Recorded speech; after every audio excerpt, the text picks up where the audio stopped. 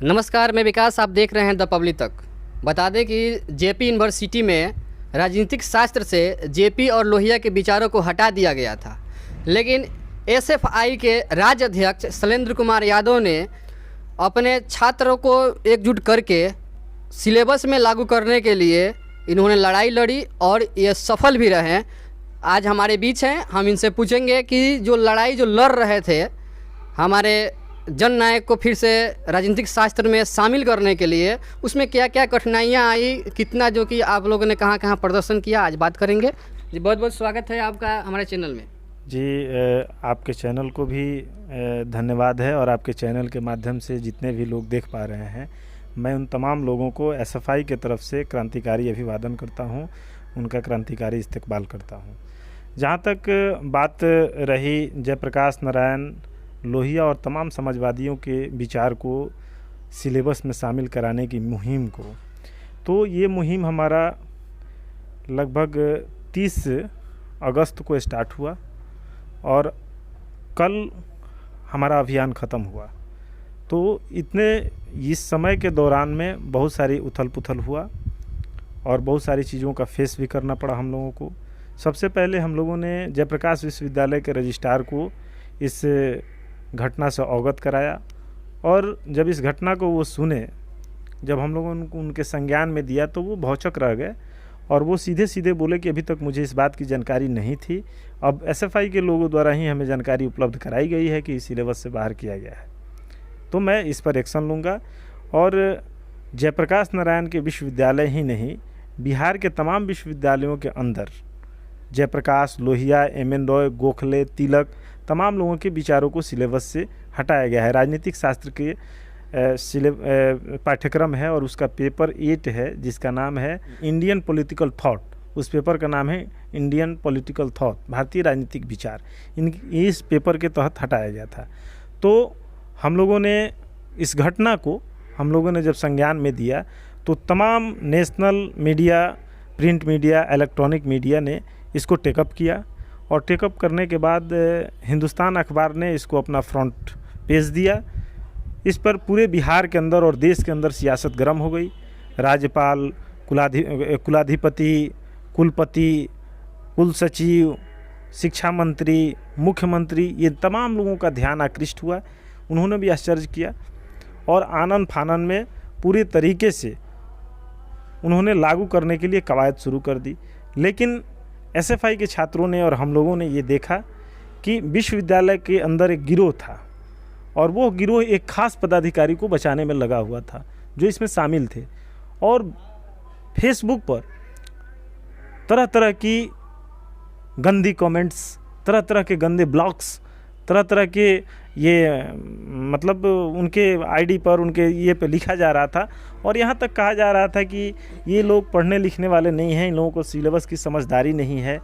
और विश्वविद्यालय द्वारा भी अपने आप को मतलब इस मुद्दा से हटाने के लिए ये तर्क दिया जा रहा था कि हम जो है उनके मूवमेंट को पढ़ा रहे हैं पेपर 14 के तहत। लेकिन साहब, हम लोगों ने उस समय भी सवाल उठाया था और कहा था कि साहब आप हंसुआ के विवाह में खुरपी की गीत कर रहे हैं। हमने इंडियन पॉलिटिकल थॉट पेपर का बात किया है और आप कह रहे हैं कि हमने मूवमेंट में पढ़ा रहा है। तो आप मूवमेंट में पढ़ा रहे हैं तो मूवमेंट और आइडियोलॉग दोनों में काफ़ी डिफरेंसेज है। एक विचार के जिंदा रहने से हजारों आंदोलन खड़ा हो सकते हैं।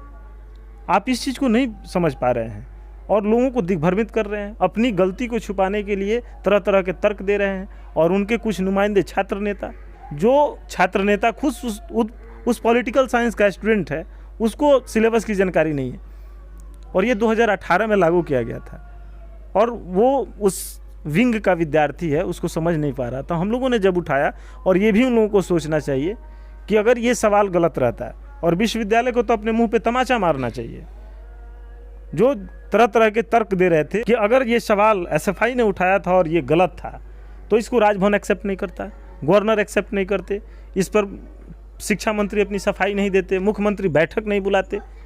तो आनन फानन में ये तमाम लोग एकदम जेपी और लोहिया को लेकर, समाजवादी विचारकों को लेकर के ये उनको जोड़ने की कवायद को लेकर के स्टार्ट किए। हम लोगों ने संज्ञान में लाया, लेकिन सवाल ये पैदा होता है कि आखिर ये कौन लोग थे जो जेपी और लोहिया को हटाए। हम लोग समझ रहे हैं कि आरएसएस के लोग जो हैं, जो हायर कमेटी के, एजुकेशन के हायर कमेटी में बैठे हुए हैं, उन लोगों की मंशा है कि विश्वविद्यालयों के अंदर से तमाम समाजवादियों को और क्रांतिकारियों के विचार को हटा दिया जाए और ऐसे लोगों को वहाँ पदस्थापित किया जाए, उनके विचारों को स्थापित किया जाए जो लोग कभी भारतीय स्वतंत्रता आंदोलन के इतिहास में अपना योगदान नहीं दिए और भारतीय समाज को मुख्य धारा में लाने के लिए उनका कोई बेहतर प्रयास नहीं रहा है। ऐसे लोगों को वो शामिल कर रहे हैं।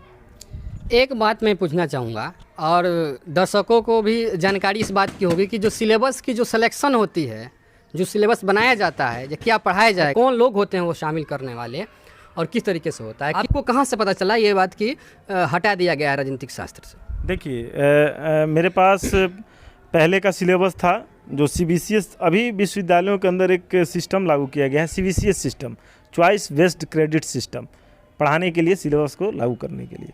उसके पहले का जो सिलेबस था ओल्ड सिलेबस था, तो ओल्ड सिलेबस में तमाम समाजवादी थे। उस इंडियन पॉलिटिकल थॉट के पेपर के तहत जेपी थे, लोहिया थे, राम मोहन राय थे, गोखले थे, तिलक थे, तमाम समाजवादी लोगों के विचार थे उसके अंदर।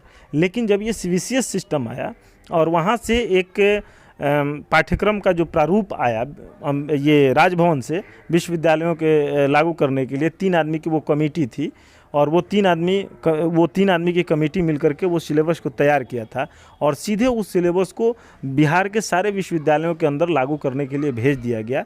और उसमें ये भी गुंजाइश था कि आप उस सिलेबस को पढ़ करके और उस पर अपना रिकमेंडेशन, अपना कमेंट दे सकते हैं। तो विश्वविद्यालयों के अंदर सर्कुलेट कर दिया गया। सर्कुलेट करने के बाद जब जयप्रकाश विश्वविद्यालय के अंदर आया तो जो लोग उस विभाग के हेड हैं, जो लोग उस विभाग के प्राध्यापक, विभाग के डीन हैं, ये तमाम लोगों की इनकी भी यहाँ एक सिलेबस कमेटी है विश्वविद्यालय के अंदर, उसकी बैठक हुई। उसमें राजनीतिक शास्त्र विभाग के हेड भी थे और बैठक करने के बाद उन्होंने विदाउट एनी रिकमेंडेशन और विदाउट एनी कमेंट उन्होंने हूबहू जो राजभवन से आया उसको उन्होंने लागू कर दिया और उन्होंने यहाँ से सिग्नेचर करके और उसको बंद लिफाफे में भेज दिया कि मैंने आपके पाठ्यक्रम को अडॉप्ट कर लिया। लेकिन उन्होंने बारीकी से उसको देखा नहीं कि इसमें क्या है नहीं है, या तो वो सरकार की राजभक्ति में या राजभवन की राजभक्ति में उन्होंने इस चीज़ को ध्यान में नहीं रखा और भेज दिया। लेकिन जब हम लोगों को पता चला, हम लोगों ने बारीकी से उसका अध्ययन किया, तब पता चला कि भाई ये तो छात्रों के साथ बहुत बड़ा धोखा है।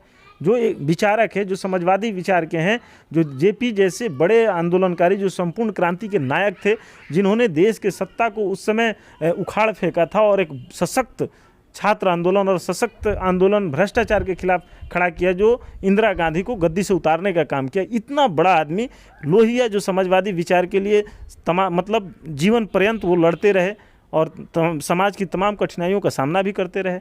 ऐसे लोगों को जो थिंक टैंक के रूप में इस्तेमाल करना चाहिए था, उनको हटा दिया गया। दूसरी बात है कि सिर्फ जयप्रकाश विश्वविद्यालय का ही ये मामला नहीं है, देश के तमाम विश्वविद्यालय, जैसे DU का मामला है, कर्नाटक भी विश्वविद्यालय के अंदर है, उस तमाम विश्वविद्यालयों के अंदर भी सिलेबस में चेंजिंग किए गए हैं और प्रगतिशील लोगों को सिलेबस में जगह नहीं दिया गया है, उनको हटा दिया गया है। इसके लिए भी SFI की सेंट्रल कमेटी उन विश्वविद्यालयों के अंदर और सरकार के खिलाफ भी और राजभवन के खिलाफ भी प्रदर्शन कर रही है। इस ऑल इंडिया नेशनल हमारा कॉल भी था, हो भी रहा है। आने वाले दिन में हम लोग जयप्रकाश विश्वविद्यालय के अंदर राहुल सांकृत्यायन के विचार, ये भोजपुरी साहित्य के साथ जो ये भिखारी ठाकुर हैं और जो क्रांतिकारी हैं, सारण की धरती के जो क्रांतिकारी हैं, महेंद्र मिश्र हो गए, वो छठुगिरी, फागुगिरी, कमतागिरी हो गए या बहुरिया हो गई, ये तमाम जो क्रांतिकारी थे, इनको भी हम लोग शामिल करवाने की कोशिश करेंगे। ये लड़ाई हमारी जारी रहेगी और जब तक पूर्ण रूप से इसको अंगीकार नहीं किया जाता है, तब तक SFI अपनी पैनी नज़र उस पर रखी हुई है। ज़रूरत पड़ेगा तो फिर हम एक बार आंदोलन का शंखनाद करेंगे और विश्वविद्यालय को घेरने का काम करेंगे, सरकार को घेरने का काम करेंगे। तो आज हमारे साथ FSI के शैलेंद्र यादव थे, जो इन्होंने छात्रों का अगुवाई किया और इन्होंने एक परिचय दिया कि भले हमारे महापुरुष, हमारे जननायक जयप्रकाश नारायण को सिलेबस से हटाया गया, भले जयप्रकाश नारायण इस धरती पर न हो, लेकिन उनके विचार आज भी जिंदा है।